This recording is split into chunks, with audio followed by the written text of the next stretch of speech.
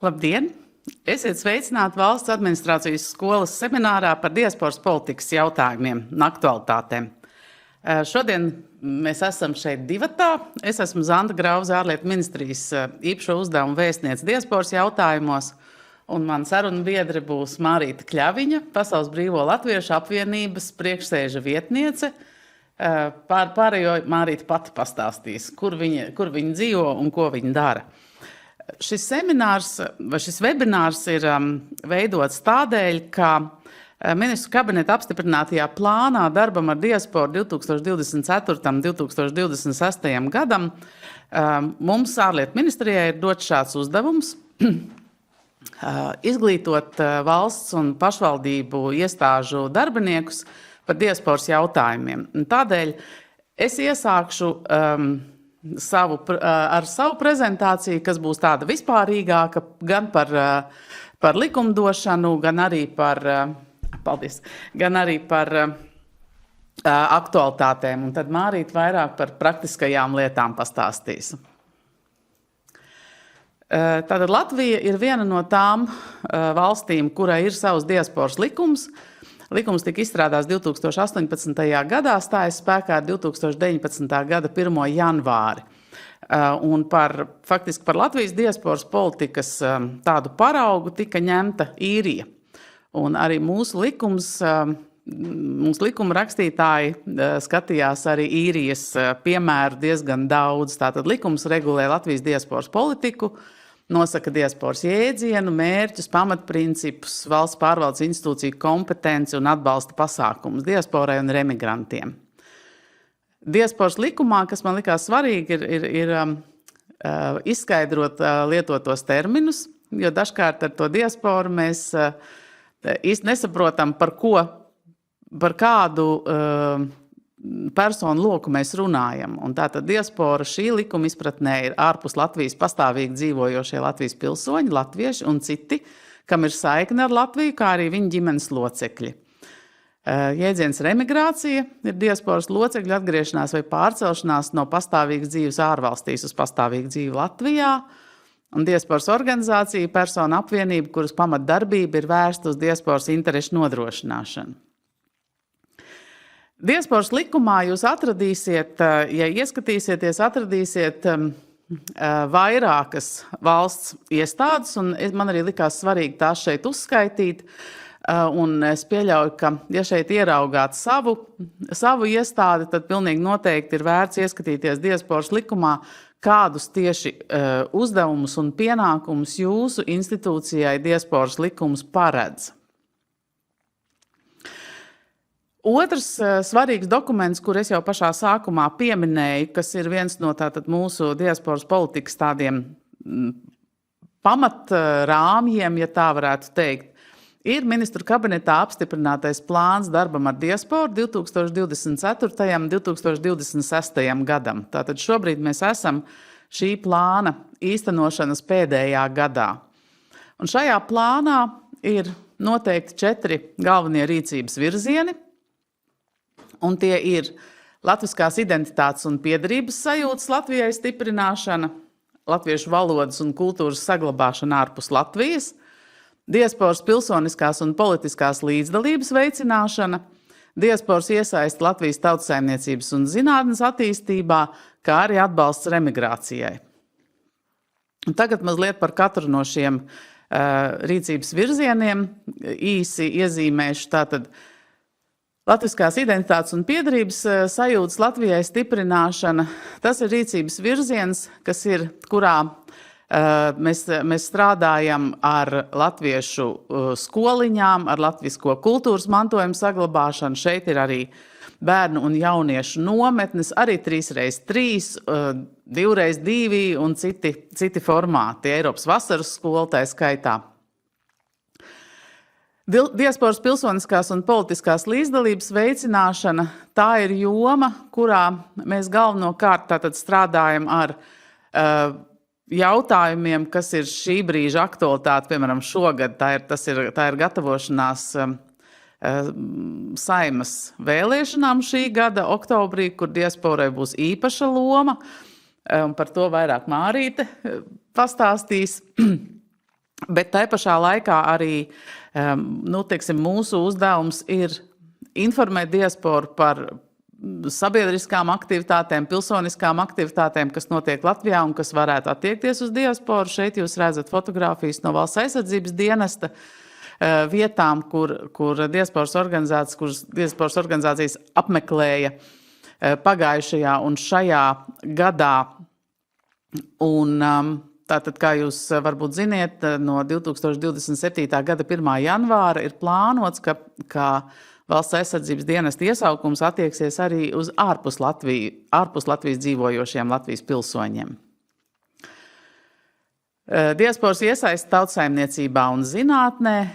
Šeit ir visplašākais darba lauks manā ieskatā, jo tikai apzināt tos diasporas aktīvistus vai diasporā dzīvojošos cilvēkus, kas ir aktīvi zinātnē vai tautsaimniecībā, tas vien ir pietiekami liels izaicinājums. Un šeit diasporas organizācijas ir mūsu lielais palīgs un atbalsts vest šos cilvēkus kopā un aicināt viņus savā dzīves ceļā atrast vietu arī Latvijai vai sadarbības partneriem Latvijā. Šeit jūs redzat fotogrāfijas no 2 lielākajiem pasākumiem, kas mums tiek organizēti. Viens ir Pasaules Latviešu ekonomikas un inovāciju fórums, jeb saīsinājumā mēs to saucam par PLAIF, kas nenotiek katru gadu, bet pagājušais gads bija tā reize, kad tas notika.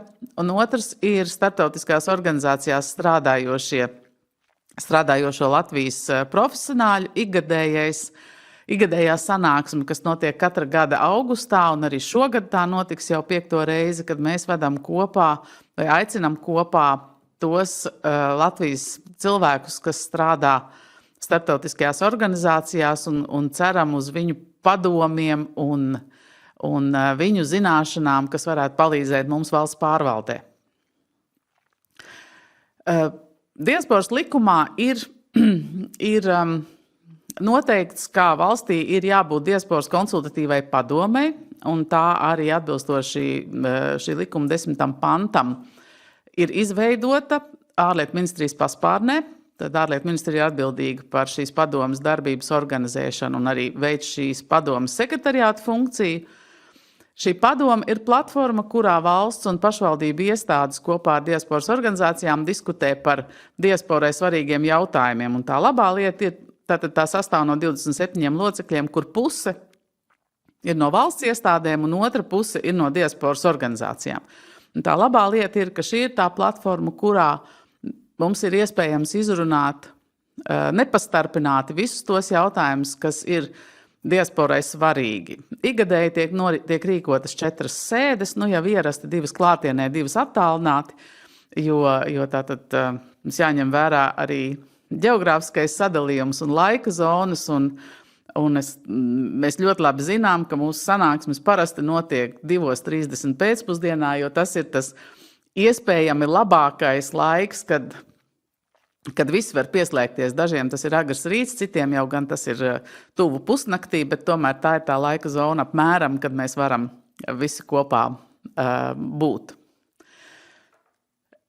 Es vēlējos arī šeit jums parādīt diasporas konsultatīvās padomes sastāvu, lai jūs redzētu, kādas iestādes un kādas organizācijas šajā padomē ir pārstāvēts. Tātad ir ārlietu ministrija, ekonomikas ministrija, iekšlietu, izglītības un zinātnes, kultūras, labklājības ministrija, Latvijas Universitātes diasporas migrācija pētījuma centrs un tā tālāk. Jūs tad varbūt visas nepārskaitīšu laika taupīšanas nolūkos. Un savukārt diasporas organizācijas tās ir lielās reģionālās organizācijas, kas ir Pasaules Brīvo Latviešu apvienība un attiecīgi Amerikas Latviešu apvienība, Eiropas Latviešu apvienība, Dienvidamerikas un Karību Latviešu apvienība, Krievijas Latviešu apvienība, Latviešu apvienība Austrālijā un Jaunzēlandē, Latviešu Nacionālā apvienība Kanādā un arī citas organizācijas, kā Latvijas evaņģēliskā luteriskā baznīca ārpus Latvijas, pašvaldību savienība. Tātad divi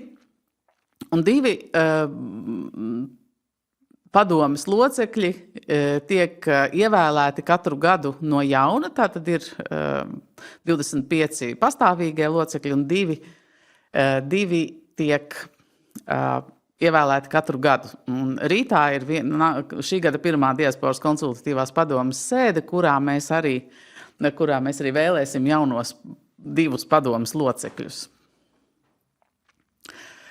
Zem diasporas konsultatīvās padomes darbojas arī atsevišķas darba grupas. Kādēļ tās ir vajadzīgas? Tādēļ, kā jau jūs redzējāt, padome sanāk kopā 4 gadā, bet jautājumi, protams, ir pietiekami daudz un pietiekami aktuāli, lai ar tiem būtu jāstrādā nepārtraukti. Un šīs te padomes darba grupas to ļauj un strādā starp padomes sesijām, starp padomes sanāksmēm un gatavo jautājumus, lai pēc tam tos arī skatītu padomē. Un atbilstoši faktiski plānā darbam ar diasporu noteiktajiem rīcības virzieniem, mums ir remigrācijas koordinācijas darba grupa, latviešu valodas un izglītības darba grupa, diasporas sabiedrības noturības, strateģiskās komunikācijas un mediju darba grupa, kā arī diasporas kultūras darba grupa, tās ir pastāvīgās. Un tad mums ir arī viena terminēta darba grupa izveidota šī gada sākumā, kuras darba uzdevums būs rakstīt jauno plānu, rakstīt jauno plānu darbam ar diasporu 2027. 2029. gadam.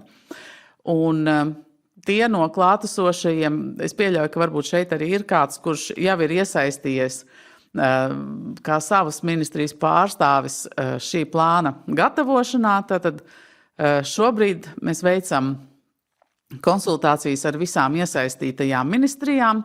Mēs esam vienojušies par jaunā plāna 4 rīcības virzieniem, kas pēc būtības sevišķi neatšķirās no tiem iepriekšējiem, ar ko mēs strādājam šajā 3 gadu plānā. Tātad tā ir emigrācija, tā ir pilsoniska sabiedrība, tas ir emigrācija un cilvēku kapitāls, pilsoniska sabiedrība, tas ir, protams, kultūras mantojums un latviskā identitāte, kā arī zinātne un tautsaimniecība.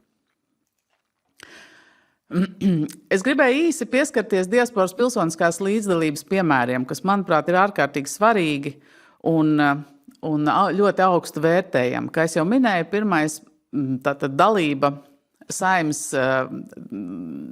tātad gatavošanās Saeimas vēlēšanām un šajā sakarā Pasaules Brīvo Latviešu apvienības dalība Saeimas valsts pārvaldes un pašvaldību komisijā par grozījumiem vēlēšanu likumā, jo īpaši tajos jautājumos, kas attiecas uz vēlētājiem, kuri dzīvo ārpus Latvijas, neviens cits labāk kā diasporas pārstāvi nevar pārliecināt un nevarēja pārliecināt, protams, Saeimas deputātus par to, kas ir ērti vai kas nav ērti diasporā dzīvojošiem Latvijas pilsoņiem.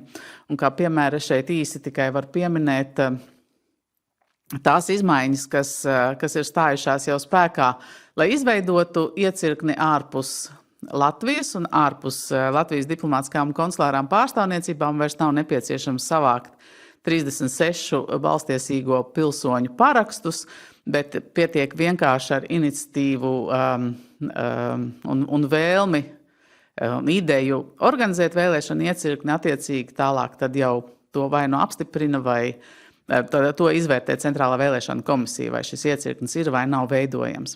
Eiropas Latviešu apvienības dalība Saeimas izglītības un kultūras zinātnes komisijas darbā par izglītības likumu grozījumiem īpaši jautājumos, kas saistās ar tālmācību un arī interešu izglītību. Izglītības un zinātnes ministrijas kolēģis, domāju, ka to ļoti labi atcerās, un Eiropas Latviešu apvienības pārstāve Aira Priedīte ir vienmēr aktīva šajos jautājumos un arī ļoti un arī gatava vienmēr pārstāvēt diasporas viedokli, kas ir balstīts aptaujās. Tas parasti Eiropas Latviešu apvienība ir slavena ar to, ka viedokļu veidošana parasti notiek ar aptauju palīdzību. Pilsoniskā līdzdalība par iespējamo Latvijas izstāšanos no Eiropas Padomes konvencijas par vardarbības pret sievietēm un vardarbības ģimenē novēršanu un apkarošanu. Tas bija, ja atceraties, šeit gan Latvijā, gan arī ārpus Latvijas dažādās valstu galvaspilsētās un pilsētās bija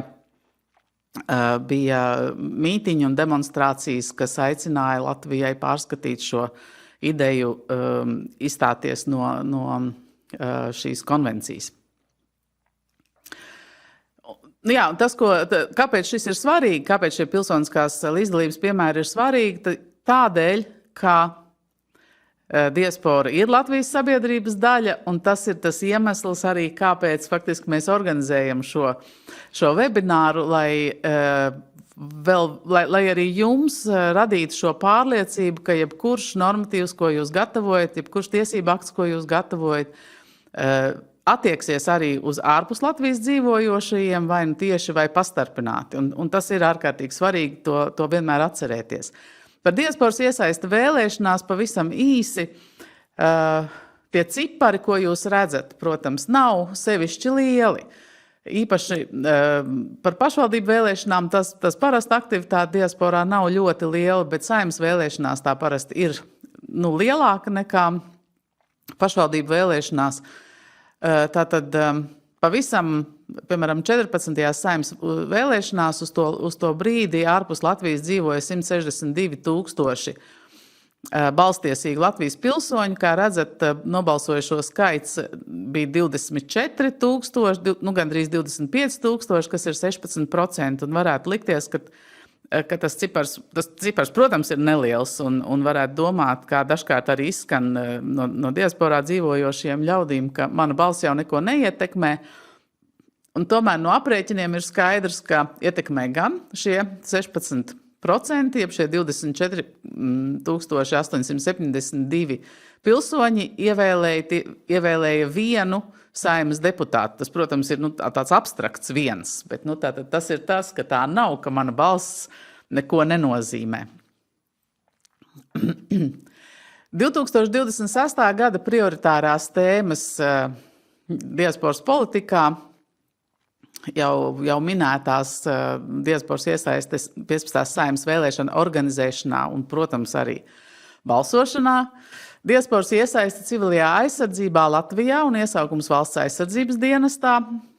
Valsts un pašvaldību iestāžu darbinieku informēšana par nepieciešamo diasporas kā Latvijas sabiedrības daļas iesaist sabiedriskajos procesos. Tas ir tas, ko mēs darām pašlaik, kā arī plāna darbam ar diasporu 2027. un 2029. gadam gatavošana.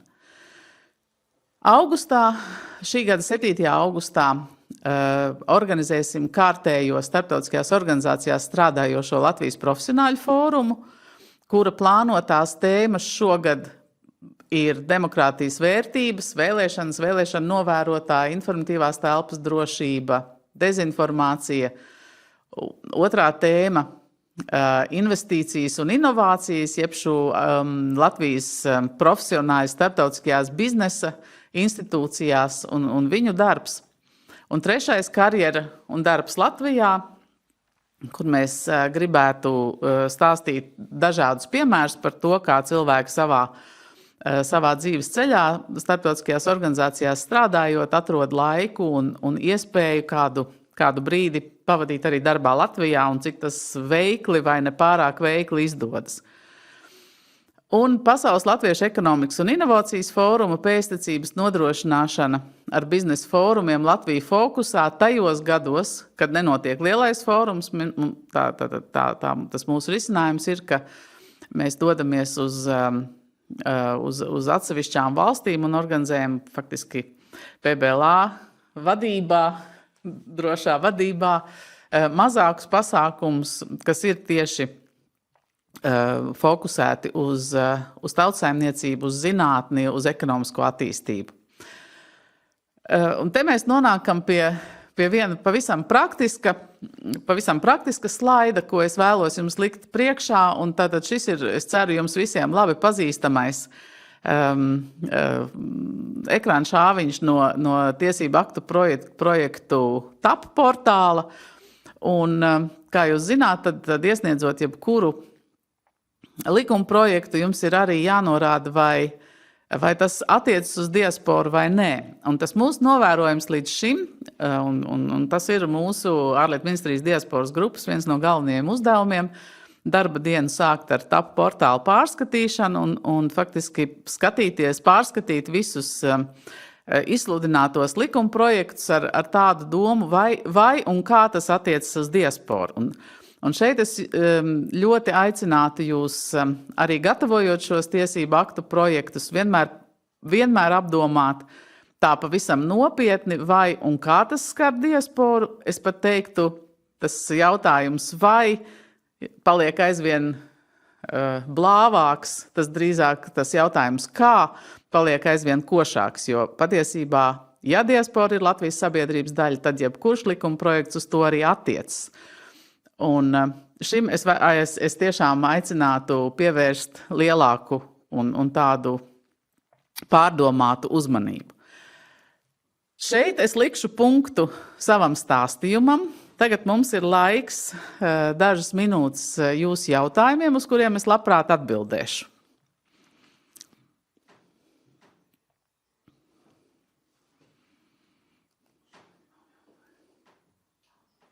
Ja jautājumu šobrīd nav, tad es piedāvāju tālāk sarunas mikrofonu nodot Mārītei Kļaviņai, un varbūt jautājumi radīsies paša semināra beigās, tad mēs varam atbildēt uz visiem jautājumiem, kas nāk. Jā, droši. Paldies! Labdien arī no manas puses. Mani sauc Mārīte Kļaviņa. Esmu Pasaules Brīvo Latviešu apvienības priekšsēža vietniece, bet pildu arī Frankfurtas Latviešu biedrības priekšsēdes funkcijas, jo dzīvoju Frankfurtē, Vācijā. Diasporā esmu kopš 2003. Gada, tā kā mana pieredze diasporā jau ir gana ilga. Gribu jums šodien sniegt ieskatu tajā, kā mēs aizpildam to struktūru, par ko vēstniece Grauze mums tagad ir stāstījusi pirmajā lekcijas daļā. Kas notiek ikdienā ar visiem šiem likumiem un ar visām šīm sēdēm, kā mēs aizpildam tās tēmas. Un kā Pasaules Brīvo Latviešu apvienības saīsināšu uz PBLA, kā PBLA pārstāve, gribu to ieskicēt arī tādā globālā skatījumā. Te mēs vizuāli redzam, ka PBLA vēsturiski pārstāv lielāko daļu pasaules. No kontinentiem te šobrīd trūkst Āfrika un Āzija. Protams, mēs redzam, ka Latvijas diaspora aug arī ģeogrāfiskā plašumā, tā kā nav izslēgts, ka mēs nākotnē redzēsim arī citus reģionus. Te ir īsi minēti visas jumta organizācijas, par kurām stāstīja arī vēstniece Grauze. Tātad, principā, PBLA ir virsjumta organizācija. PBLA šogad atzīmē savu 70 gadu jubileju, un viņa zem sevis apvieno visas šīs 6 jumta organizācijas. Minēšu, ka vecākas par PBLA ir Amerikas, Eiropas un Austrālijas biedrības. Visas šīs 3 biedrības šogad svin savu 75 gadu jubileju. Tātad, principā, šīs reģionālās organizācijas jau bija radušās, un pēc 5 gadiem kopīgi darbojoties saprata, ka ir vērts veidot kopīgu jumtu, kurā, tā teikt, arī kopīgi tad strādāt ar aktuālajām tēmām. Vēstniece Grauze jau stāstīja par diasporas konsultatīvās padomas rīcības virzieniem, bet patiesībā mēs jau to riteni bijām izgudrojuši pirms diasporas likuma. Te ir darbības stūrakmeņi, un PBLA šos ir definējusi savam ikdienas darbam, bet, protams, ar šīm te prioritātēm, ar šiem te stūrakmeņiem strādā pilnīgi visas jumta organizācijas. Un es arī savu prezentāciju vēlētos arī uzbūvēt mazliet uz šīs te bāzes, izstāstot par to, kā tad diasporas organizācijas strādā katrā no šīm te jomām. Te arī vēlreiz īsts vizuāls paskaidrojums tam, ka mēs redzam kreisajā pusē šos te PBLA stūrakmeņus, un labajā pusē ir vēstnieces Grauzes tikko minētie rīcības virzieni, un viņi principā viens pret vienu pārklājās. Tā kā mums ir ļoti veikli izdevies, tā teikt, apvienot to mūsu ikdienas un praktisko darbu ar to, kā tad mēs te Rīgā satiekamies, lai jau ar valsts pārstāvjiem strādātu ar šīm te prioritātēm. Bet varbūt sākumā izskaidrošu to, kā tad tie diasporas cilvēki nonāk tik tālu, lai strādātu kopā ar valsts iestādēm. Te atļāvos ņemt sevi par piemēru. Esmu dibinājusi Frankfurtas Latviešu biedrību dziedu sieviešu korī, un kā Frankfurtas Latviešu biedrība mēs esam Eiropas Latviešu apvienības biedri. Eiropas Latviešu apvienībā šobrīd ir vairāk nekā 20 organizācijas Eiropā, kur mēs visi esam apvienojušies un attiecīgi tiekamies arī biedru sapulcēs, lai runātu attiecīgi pa Eiropai svarīgām un aktuālām tēmām. Un attiecīgi Eiropas Latviešu apvienība atkal tālāk darbojas zem PBLA, kā viena no biedru organizācijām, un es esmu klasiski, tā teikt, arī izgājusi cauri šai te sistēmai, sākot ar kora mēģinājumiem katru otro pirmdienu, līdz beidzot ar savu šā brīža amatu PBLA kā priekšsēža vietniece. Tā kā principā ir jau gatavas klasiskas struktūras, kurā jebkuram diasporas loceklim ir iespēja, kļūstot aktīvam, atrast to savu rīcības virzienu, kurā viņam ir tās stiprākās puses, jo arī šajā PBLA kopbildē jūs tur redzat gan izglītības, gan kultūras pārstāvis, gan cilvēkus, kuriem tautsaimniecība ir tuvāka. Tā kā principā mēs, ejot cauri visiem šiem stūrakmeņiem, redzēsim, ka PBLA valdē pēc tam satiekas visu šo te minēto reģionu pārstāvi no savām jomām. Bet kā tad, principā, kas tad mēs tā diaspora tā pavisam cilvēcīgi esam? Protams, ka mēs esam daļa no Latvijas, un esmu te minējusi tādus 5 faktorus, kāpēc mēs diasporā esam aktīvi, un patiesībā viņi jau arī attiecās arī uz jebkuru cilvēku, kurš dzīvo Latvijā, un tāpat tas attiecās arī uz mums visiem diasporā. Minēšu gan, ka diasporā latviskums nav pašsaprotams, tas ir saistīts ar lielu brīvprātīgo darbu.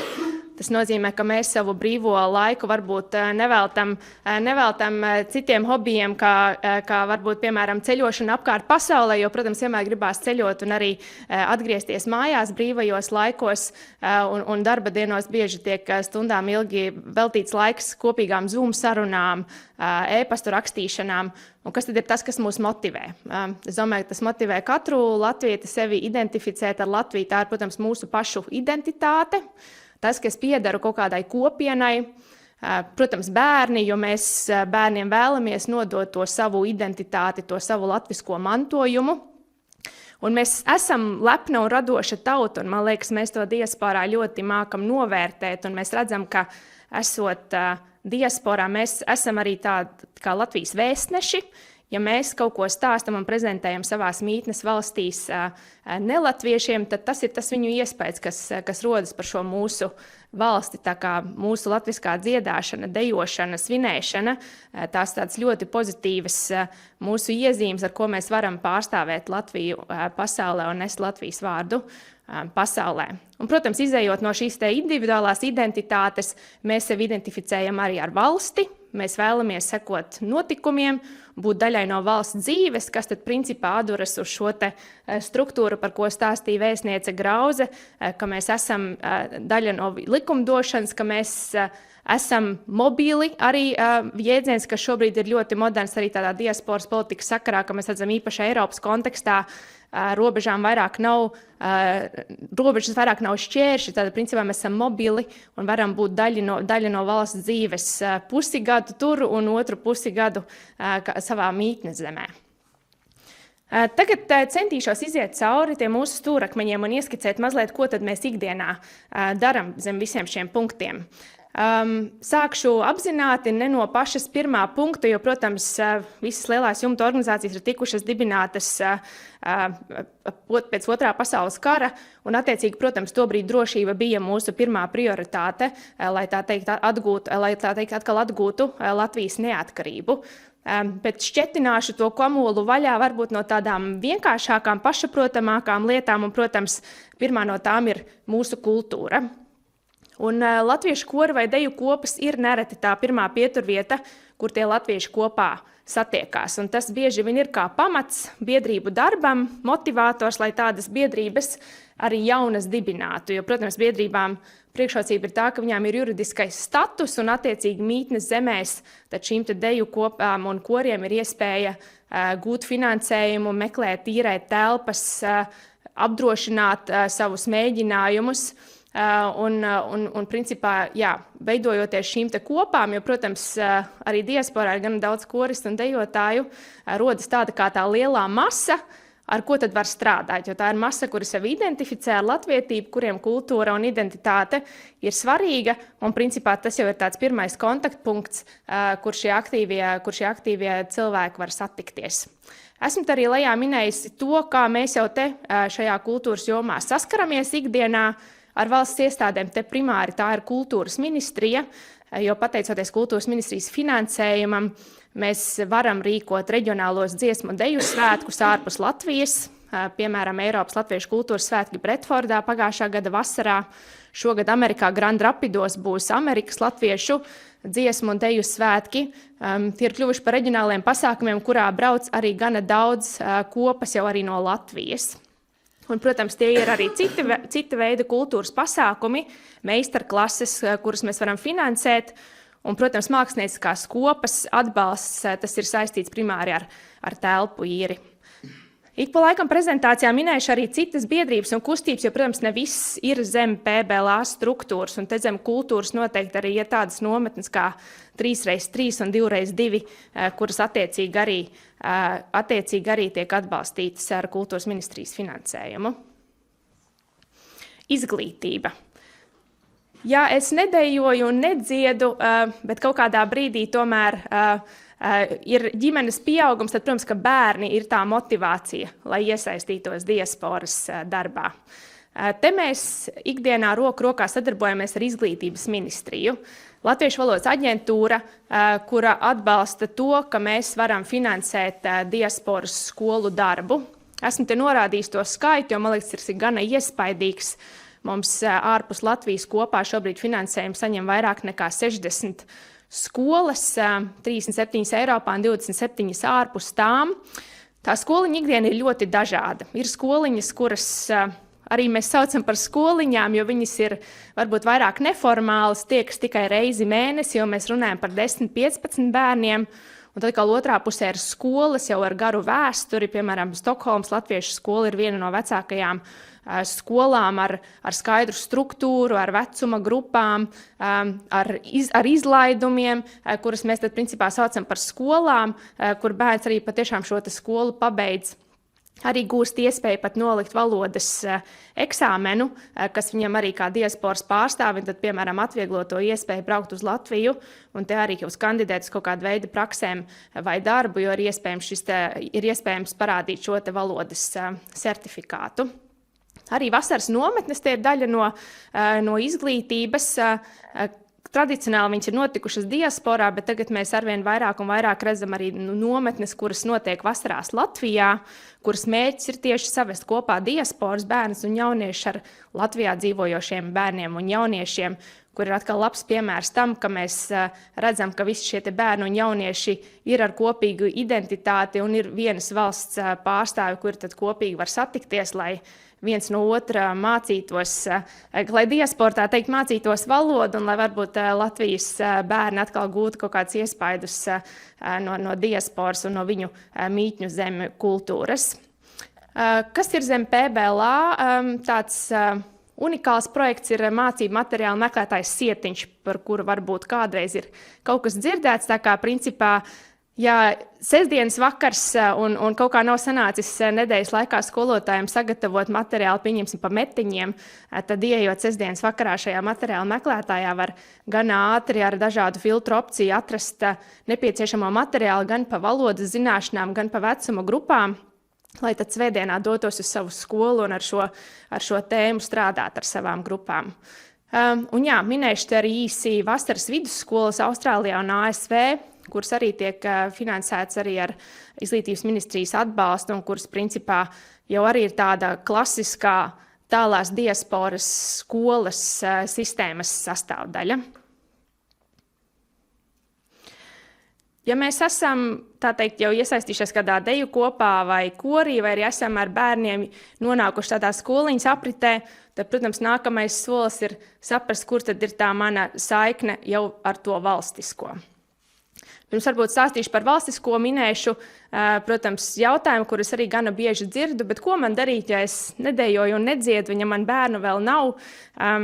Tad, protams, ir sporta kustības, ir biznesa klubi, ir draudzes, kur arī ir iespēja latviešiem satikties, un mēs redzam arī, ka šobrīd arvien vairāk un vairāk rodas arī biedrības pārreģionālas, kuras tad meklē jau savu konkrēto nišu, kurā darboties. Vai tā, piemēram, biedrība ar pasaules pieredzi Latvijā, kura darbojās Latvijā un kura zem sevis saista cilvēks, kuri jau ir atgriezušies ar savu profesionālo pieredzi, vai Eiropas jaunieši, piemēram, kuri apvieno visus Eiropā dzīvojušos jauniešus, ka principā neatkarīgi no šīs te klasiskās PBLA un jumta organizācijas struktūras, arī arvien vairāk veidojas organizācijas jau ar tādu konkrētu fokusu uz citām tēmām, kur tad principā arī diasporai ir iespēja iesaistīties.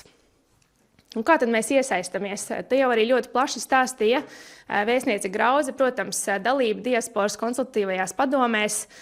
Šogad patiešām visu organizāciju pārstāvi ir iesaistīti šī te plāna gatavošanā, stāstot par saviem izaicinājumiem, par savām vēlmēm, kas ir tas, kas mums šobrīd ir īpaši svarīgs un ko mēs vēlētos šajā plānā redzēt un kur mēs vēlamies tikt sadzirdētiem. Viens no mūsu svarīgākajām tēmām šogad ir jau minētās 15. Saeimas vēlēšanas. Tur mums tie izaicinājumi ir divi. Viens ir tas, ka mēs gribam nodrošināt pēc iespējas plašāku diasporas iecirkņu pārklājumu. Vienmēr turpinu arī ar lepnumu stāstīt, ka Latvija ir vienīgā valsts pasaulē, kur atļauj diasporas iecirkņus. Principā, kur diasporas pārstāvi pēc savas iniciatīvas drīkst šos iecirkņus dibināt. Un šis cipars priekš Latvijas ir gana liels, jo mums, ja ir aptuveni ap 40 iecirkņiem, kas būs vēstniecībās un pārstāvniecībās, tad apmēram tikpat daudz iecirkņu būs arī tikai, tā teikt, zem pēc diasporas iniciatīvas. Un jā, mēs esam tur iekšā arī tādā pašā formālā informācijas un tehniskā apritē, kā jebkurš vēlēšana iecirknis Latvijā. Tā kā izaicinājumi te ir ļoti lieli, sākot ar to, vai kontaktdakša visā pasaulē ir viena un tā pati, lai pieslēgtu VPN iekārtu, kas mums no Latvijas tiek sūtīta. Beidzot, protams, ar pulksteņa laikiem. Tad, kad Austrālijā 8:00 vērsies vaļā pirmie iecirkņi, Latvijā vēl cilvēki gulēs, un tad, kad Amerikā pēdējais slēgsies ciet, tad Latvijā droši vien jau rezultāti būs saskaitīti. Tā kā šis, tā teikt, priekš PBLA tā ir ļoti svarīga tēma, jo, protams, mēs vēlamies vēlētāju skaitu palielināt, un viens no tiem instrumentiem ir, protams, nodrošināt plašu šo te iecirkņu pārklājumu. Otrs punkts zem Saeimas vēlēšanām ir, protams, pašas diasporas dalības veicināšana. Mums ir ļoti liels prieks, ka šogad arī ir atvieglota pasta balsošana. Mums ir iespēja balsot pa pastu, un ja iepriekš ir bijis tā, ka mums šī balss ir bijis jāsūta uz Latviju, uz Centrālo vēlēšanu komisiju, tad esam pateicīgi, ka šogad arī šis likums ir mainīts, un vēlētāji savas balsis sūtīs uz attiecīgo mītnes valsts vēstniecību. Tas nozīmē īsākus un lētākus pasta ceļus, un arī, protams, mazāku satraukumu par to, vai sūtītā paka no Brazīlijas patiešām laicīgi nokļūs līdz Centrālajai vēlēšanu komisijai, vai visas šīs te balsis tiks ieskaitītas. Tā kā te mums būs ļoti cieša sadarbība arī tieši ar Centrālo vēlēšanu komisiju, lai izplatītu šo informāciju, lai arī skaidrotu šo te vēlēšanu procesu, jo tālāk no Eiropas mēs attālināmies, jo arī citādākas ir šīs te vēlēšanas sistēmas, un jo īpaši tālajā diasporā mums arī ir jāskaidro bieži vien, kāda šī vēlēšana sistēma Latvijā ir uzbūvēta, un tā teikt, kādi ir tie principi, pēc kā izvēlēties, kam savu balsi atdot. Esmu te arī īsi minējis vēlreiz līdzīgi domājušās organizācijas, norādot uz to, ka Pasaules Brīvo Latviešu apvienība ar savu tādu klasisko struktūru arī meklē sadarbības partnerus, un atkarībā no šiem stūrakmeņiem, ar kuriem mēs kurā brīdī strādājam, mums ir citas biedrības, ar kuriem mēs jau arī esam ikdienā kontaktā. Vai tas būtu diasporas mēdījis latvieši.com, vai arī jau minētā ar pasaules pieredzi Latvijā, vai SLV, kas ir ekonomiskā sadarbība un investīcijas Latvijai. Ir daudz šīs organizācijas, kuras arī ikdienas komunikācijā var dzirdēt, kuras varbūt nav klasiski PBLA struktūrā, bet tas nenozīmē, ka mēs nezinām viens par otru un ka mēs viens ar otru nesadarbojamies. Un pēdējais punkts šajā slaidā ir atbalsts diasporas iesākumam valsts aizsardzības dienestā. Protams, mēs izjūtam to, cik emocionāli sarežģīta šī tēma ir, bet esam arī jau izteikuši gatavību visādā veidā atbalstīt gan aizsardzības ministriju, gan ārlietu ministriju, runājot tieši par informācijas nodošanu diasporai, skaidrojot, kāpēc šis iesākums valsts aizsardzības dienestā ir svarīgs. Un skaidrojot detaļas gan vecākiem, gan jauniešiem, aicinot lektorus braukt uz diasporu un par to runāt, tā kā arī šī tēma ir mūsu darba kārtībā. Ekonomika. Vēstniece Grauze jau minēja par PLEIFu, Pasaules Latviešu ekonomikas un inovāciju fórums. Tas notiek kopš 2013. gada un kļūst patiešām par ļoti vērienīgu fórumu. Un zinot arī, ka šobrīd arī Latvijas valsts prioritāte ir tautsaimniecība, tad mēs ar šo projektu lepojamies un zinām, ka mēs arī esam spējīgi nest savu ārtavu šajā tēmā. Pagājušajā gadā notika pēdējais PLEIFs, un mums patiešām jau šobrīd ir 28 pārstāvētas valstis, tā kā mēs sasniedzam ļoti plašu ģeogrāfisko segumu, un cilvēki arvien vairāk un vairāk uzzina par šo pasākumu, kas notiek katru otro gadu, un tā ir ļoti laba iespēja Rīgā satikties reizi 2 gados un tā teikt runāt par visām aktualitātēm. Un mēs arī patiešām tīšām un apzināti šos PLEIFus liekam vienmēr vasarā un bieži vien tajā laikā, kad ir dziesmu svētki, jo, protams, ka tas ir laiks, kad mēs te arī Rīgā varam satikt vislielāko skaitu diasporas.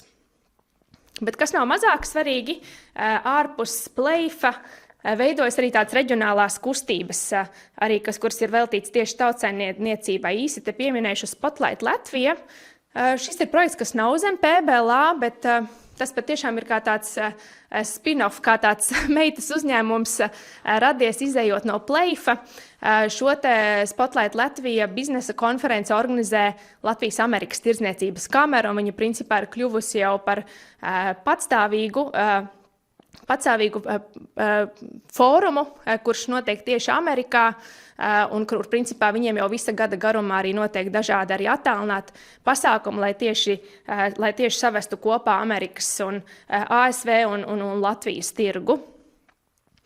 Un ko mēs paralēli mācoties no Spotlight Latvija tagad cenšamies darīt arī Eiropā, par ko arī ieminējās vēstniece, ir biznesa fórums Latvija fokusā.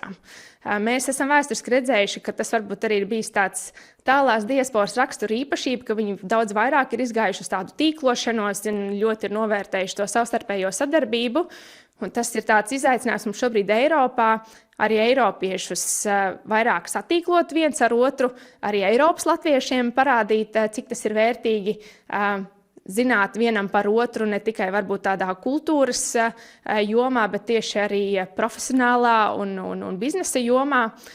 Un jā, Latvija fokusa principā ir tāds pretstats tam minētajam Spotlight Latvija, un šogad mums tā teikt ir jauns izaicinājums bez 2 vietām, bez Somijas un Šveices, izmēģināt šo formātu arī Austrālijā. Tā kā te liels paldies mūsu arī sadarbības partneriem, ka mums šāda iespēja ir arī ārpus šīs te ierastās, varbūt tāds diasporas kultūras un izglītības struktūras arī strādāt šajā te tautsaimniecības jomā. Un arī te ir biedrības, kā jau agrāk minētās, piemēram, SLV, kuri arī konkrēti strādā tieši uz tautsaimniecības prioritātēm un tēmām, tā kā te arī PBLA noteikti nav vienīgā organizācija, kura tautsaimniecība ir definējusi kā vienu no savām prioritātēm. Un tad kā pēdējo vēlos minēt drošību, kura vēsturiski ir vienmēr bijusi ļoti svarīga, un daudziem arī Latvijā izdzirdot vārdu PBLA, tas bieži vien asociējas ar to darbu, ko Pasaules Brīvo Latviešu apvienība darījusi tieši padomju okupācijas laikā. Otra liela tēma arī bija mūsu pievienošanās NATO, kur arī vēl 2000. Gadu sākumā arī Amerikas Latviešu apvienība un tālā diaspora ir veikusi ļoti lielu lobby darbu, bet arī mūsdienās mēs to turpinām darīt. Protams, mēs rakstām vēstules, mēs piedalāmies demonstrācijās, un to dara ne tikai PBLA, to dara jebkura no mūsu minētajām jumta organizācijām. Un mēs arī vēl joprojām cenšamies nodrošināt to informācijas tīklu, satiekoties ar ekspertiem, ar politiķiem Latvijā, kur tad patiešām mēs reizi gadā Rīgā ierodamies kā visa PBLA valde, pārstāvot visas šīs jumta organizācijas, lai mēs arī zinātu, kas ir tā informācija un tās ziņas, ko mēs paši varam nest līdzi uz savām mītnes zemēm. Un te arī, piemēram, vēstnieces Graus minētās demonstrācijas arī pret izstāšanos no tā saucamās Stambulas konvencijas. Mēs redzam, ka šīs te vēstules un ievadraksti, ka tas nav nekas novecojis un nemoderns, ka principā arī, diemžēl, mūsdienās demokrātija un brīva balss ne visur ir pašsaprotamas lietas, pieminot arī, protams, te karu Ukrainā, tāpēc arī šī te drošības tēma vēl joprojām saglabājas ļoti aktuāli arī PBLA darbā. Esmu izgājis cauri visiem stūrakmeņiem, esmu te vēlreiz uz slaida parādījusi, kā šie te mūsu 5 minētie stūrakmeņi saiet smuki kopā ar šiem te rīcības virzieniem, kas ir definēti diasporas plānā. Ceru, ka ir radies tāds ieskats arī to, kā mēs cilvēki, kas mēs diasporā esam, ar šiem te rīcības virzieniem strādājam, un ka principā arī mēs esam daļa Latvijas un esam gatavi, tā teikt, iesaistīties arī visos tajos pašos izaicinājumos, kuri šobrīd arī ir aktuāli jebkuram Latvijā dzīvojošam pilsonim.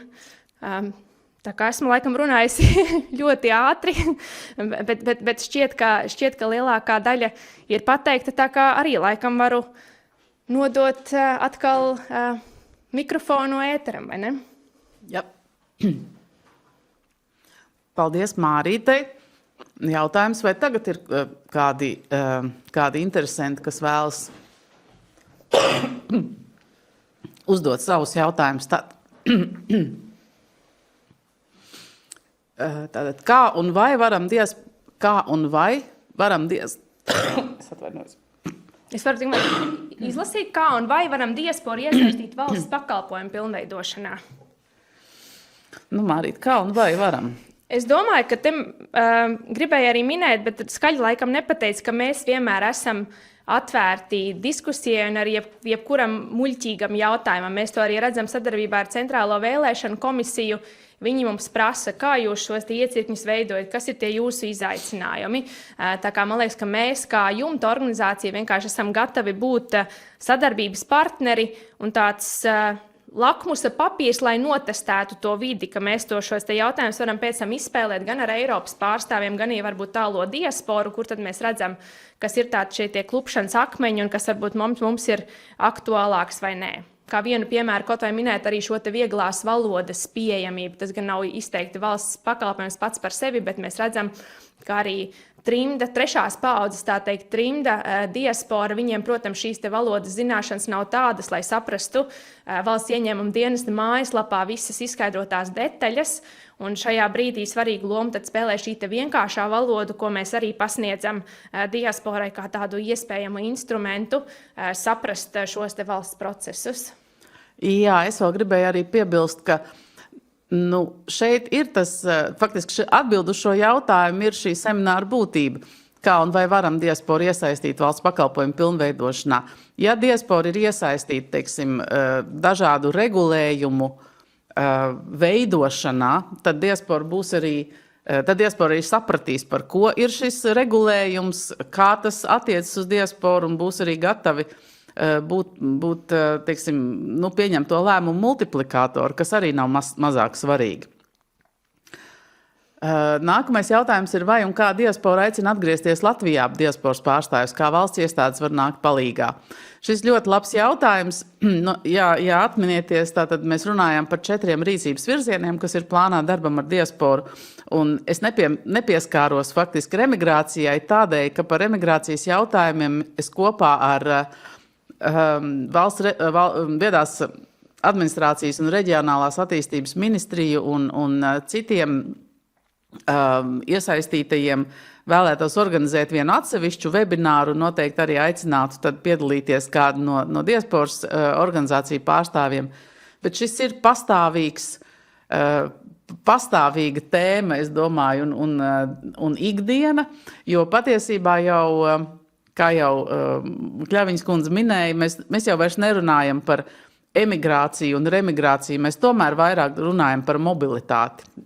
Īpaši Eiropas kontekstā, kad cilvēki zināmu daļu savas dzīves pavada Latvijā, tad viņi izdomā studēt vai strādāt kaut kur ārpus Latvijas un tad kādā brīdī atkal atgriezties. Bet katrā gadījumā visos lielajos diasporas pasākumos vienmēr emigrācijas tēma ir klāta, ir emigrācijas koordinātori, kas viesojas pie diasporas, kas paskaidro, kā vieglāk atgriezties, Nodarbinātības valsts aģentūra, kas labprāt konsultē par dažādiem nodokļu pārvedumiem starp valstīm un tā tālāk. Vai, Mārija, tev ir vēl? Jā, man liekas, tas vārds multiplikators bija arī tāds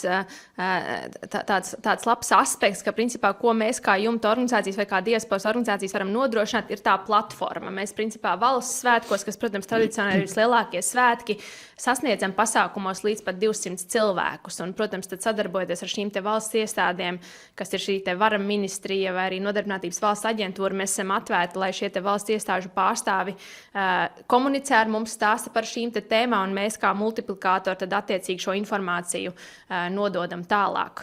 Un, man liekas, jau nodrošinot šo te latvisko platformu, nodrošinot vēlēšanas un nodrošinot arī jau šo te biznesa platformu, tie ir tādi pirmie soļi, lai tā atgriešanās Latvijā paliktu arī tāda ikdienas sastāvdaļa arī jebkuram diasporas pārstāvim. Tā kā viņš turpina būt daļa no šīs Latvijas sabiedrības un Latvijas valsts, un tad attiecīgi arī, protams, viņam ir daudz vieglāk pieņemt pēc tam šo to lēmumu atgriezties, jo viņš zina, kādi tie procesi ir bijuši valstī, viņam arī atrodoties ārpus tās ilgāku laiku.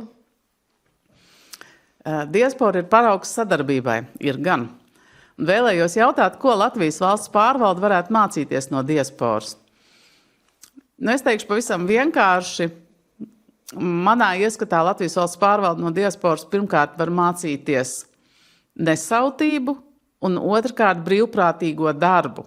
Un es ļoti priecājos, ka aizvien vairāk Latvijā mēs pamanām un esam gatavi iesaistīties brīvprātīgajā darbā, bet tas, ko es īpaši vēlos pasvītrot, tas viss, ko diasporas organizācijas, diasporas aktīvisti, ļaudis ārpus Latvijas dzīvojot, dara, tas ir brīvprātīgais darbs. Un kā jau Kļaviņas kundze teica, tad, kad citiem ir citi hobiji, tad diasporas hobijs ir latvietība, un tas ir ārkārtīgi skaists, manuprāt. Nezinu, vai Mārija, tu gribi vēl piebilst pie šī? Man prieks dzirdēt, un paldies par komplimentu. Un tā patiešām ir, ka tas darbs, kas ir ieguldīts, ir ļoti liels, bet mums tas ir kaut kā bijis ļoti pašsaprotams. Ja? Un tāpēc, kas tad būtu mūsu tas lielākais paldies, varbūt patiešām arī ir, ka Latvijas valsts iestādes mūs uztver kā sadarbības partnerus, ka viņi ir gatavi ar mums runāt arī varbūt par sarežģītākām un sausākām tēmām, bet tad mēs sajūtam, ka tas darbs, ko mēs esam ieguldījuši savās biedrībās, ka tas ir atmaksājies, ka mēs esam ne tikai šo te kultūru un identitāti uzturējuši savās mītnes zemēs, bet ka mēs arī tiekam uztverti tā teikt, kā arī svarīga sabiedrības sastāvdaļa. Jā, ļoti precīzi man šķiet. Un remigrācijas gadījumā kādas ir primārās vajadzības, lai latvieši pārceltos atpakaļ uz Latviju? Mārīt, varbūt, ka Protams, kurā brīdī reemigrācija kļūst aktuāla. Bieži vien tās ir ģimenes, kurām bērni sāk lēnām sasniegt skolas vecumu, un rodas jautājums, kurā valstī tad mans bērns ies skolā, vai es esmu apmierināts ar mītnes zemes izglītības sistēmu, vai tomēr es saprotu, ka man ir vieglāk ar to bērnu atgriezties Latvijā. Otrs, protams, arī ir pensijas vecums, ko mēs arī gana bieži dzirdam, ka cilvēki ir beiguši savu profesionālo karjeru mītnes valstī, un tad, protams, ir šis nostalģiskais, patriotiskā vajadzība atgriezties tajā savā mītnes valstī. Bet, kas tad ir tās primārās vajadzības? Protams, kā nodrošināt bērniem izglītības sistēmas pieejamību, vai tie ir bērnu dārzi, vai tās ir skoliņas. Noteikti es pieņemu mājokļa jautājums, jo arī mūsdienās tas vairāk nav pašsaprotami, ka ir atstāts mantojumā dzīvokļi vai ēkas, kurās ir iespējams atgriezties. Un, protams, tā informācijas pieejamība, lai atgriežoties, ir tāda sajūta, ka šī sistēma ir saprotama. Un tad liels paldies arī attiecīgi gan Nodarbinātības valsts aģentūrai, gan reemigrācijas koordinatoriem, kur ir šobrīd šie pieturas punkti, kur reemigrants var atrast atbildes visiem saviem jautājumiem. pie kādiem nosacījumiem diasporas jaunieši vēlētos studēt Latvijas augstskolās. Īstenībā tā reālā situācija ir tāda, ka diezgan daudz diasporas jauniešu izvēlas studēt Latvijas augstskolās, pie kam, kā mūs ir informējis Izglītības un zinātnes ministrijas nodaļa, kas saucās Study in Latvia, tad šie studenti ir gan latviešu valodas mācību plūsmās, gan angļu valodas mācību plūsmās, un tas, ko es gribētu pieminēt, man ir tāds viens ļoti jauks stāsts par diasporas jauniešiem, kas studē Latvijā. Tā ir viena Francijā dzimusi jauniete, kura izmēģinot savas iespējas studēt arī citur, tomēr ir nonākusi līdz Jelgavai un uzskata, ka tā ir brīnišķīgākā studiju vieta, tātad biotehnoloģija universitāte. Un kāpēc? Tādēļ, ka ir izcila profesoru pieejamība, nevis pēc 3 mēnešiem, bet rīt, un izcilas laboratorijas, kuru pieejamība arī ir iespējama rīt un parīt, nevis rindā ir jāgaida 2 mēneši. Es varbūt mazliet pārspīlēju, bet tas ir tas stāsts, ko es esmu dzirdējis gan par Jelgavu, gan par Tehnisko universitāti, gan arī par Latvijas universitāti un citām mācību iestādēm Latvijā. Kāds ir maksimāli objektīvais skatījums diasporai uz Latviju? Kāds ir skats no malas? Marīta, tas nav man. Ir, protams, grūti, jo mēs redzam, ja mēs tieši skatāmies uz to jauno diasporas vilni, kuri Latvija pameta ekonomiskās krīzes laikā, tad, protams, ir gana liela daļa diasporas, kuriem ir tā teikt kritisks skatījums nevis tieši uz zemi Latviju, bet, protams, uz valsti, jo valsts ir pamesta ekonomiska apstākļu dēļ, bet tas noteikti nav objektīvais skatījums. Vienkārši tas ir, protams, tas, kas mūsdienu sociālo mediju dzīvē traucē šo te skatījumu, jo mēs zinām, ka tā teikt šie te negatīvie komentāri diemžēl dominē. Bet man liekas, tas objektīvais skatījums, protams, ir tas, ka Latvija ir visskaistākā zeme uz pasaules, un tādā identitātes un kultūras ziņā mēs noteikti visur lepojamies ar Latviju, stāstām par Latviju, jo Latvija, tā teikt, var pasniegt tikai kā pozitīvu valsts. Latvijai nav, tā teikt, nekādas negatīvas piegaršas, ko mēs varētu valstī pārmest, prezentējot šo te valsti pasaulē. Protams, mēs visi saprotam, kas ir šis te objektīvais, ka Latvija ir maza, Latvijas ekonomika ir maza salīdzinot ar citām arī kaut vai Eiropas lielajām ekonomikām, tāpēc arī tīri jau profesionāļu apstākļu dēļ daudzi meklē, tā teikt, šos te profesionālos izaicinājumus arī ārpus Latvijas, jo vienkārši mūsu kā mazas valsts struktūra to fiziski nepieļauj. Paldies. Un paldies par padziļināto informāciju. Nekur netiek pieminēts vai iesaistīts pašvaldības, piemēram, pašvaldības savienība, kas mūs pārstāv.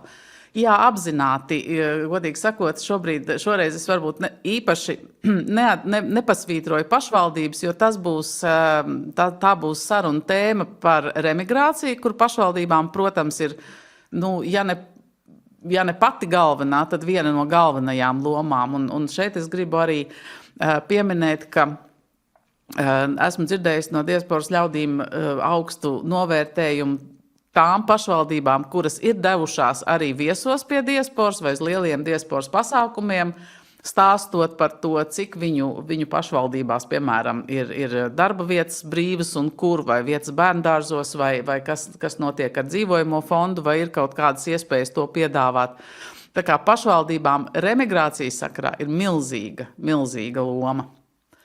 Kā veiciniet brīvprātīgo darbu Latvijā? Nereti uz vietas dzirdam, ja man nemaksā, tad neko, kā iestādes varam šo veicināt un motivēt. Laikam jau tikai ar pozitīvo piemēru, nav jau cita veida.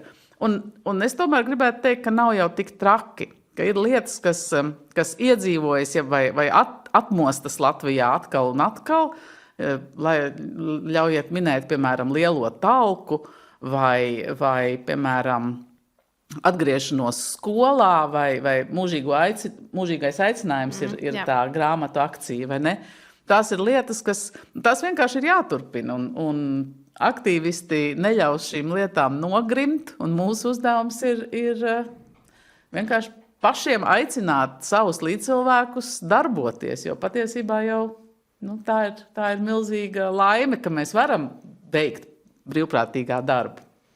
Jā, es domāju, ka te arī noteikti nevajag pa zemu novērtēt arī kaut vai tādās iestādēs līderus, kuri sevi identificē jau ar kaut kādu tēmu. Ja viņš pats jau kā brīvprātīgi strādā, tad arī motivēt šos te darbiniekus, varbūt iepazīstināt ar to savu biedrību vai organizāciju, paķert viņus arī līdzi, piemēram, ja tā ir lielā talka, tad kāpēc to neveikt arī tādas nodaļas ietvaros. Tā kā, man liekas, mēs arī to redzam savās diasporas organizācijās, ka tie aktīvie multiplikātori, viņi spēj tos cilvēkus paraut līdzi un iestāties par tām tēmām, par kuriem kāds cits vienkārši nebūs aizdomājies, bet ļoti labi, tā teikt, ļoti labprāt ņems arī, piedalīsies arī šajā tā teikt pozitīvajā kustībā. Paldies. Un pēdējais jautājums, vai materiālais vai emocionālais ir faktors, lai cilvēki vēlētos atgriezties Latvijā? Es domāju, ka te ir atbildi ļoti vienkārši abi.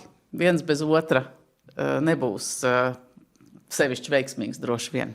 Jā, es varbūt no savas puses vēlos pieminēt šo anglisko work-life balance. Un daudzi saka, jā, ka Latvijā tas work-life balance ir tā teikt vislabākais, jo es varu no vienas puses gan strādāt, gan te fiziski, gan attālināti, no otras puses jau pēcpusdienā esmu gan mežā, gan pie jūras. Tā kā man liekas, tas ir tas, ko mēs nedrīkstam pa zemu novērtēt un ko mums vajadzētu daudz aktīvāk arī komunicēt mūsdienās, kur vairāk cilvēki nav pieraduši strādāt tik daudz un sev tā teikt sabojāt veselību, ka likt uzsvaru uz to, ka Latvijā šī karjera un šī dzīve pēc darba dienas ir vislabākā līdzsvarā. Paldies! Paldies!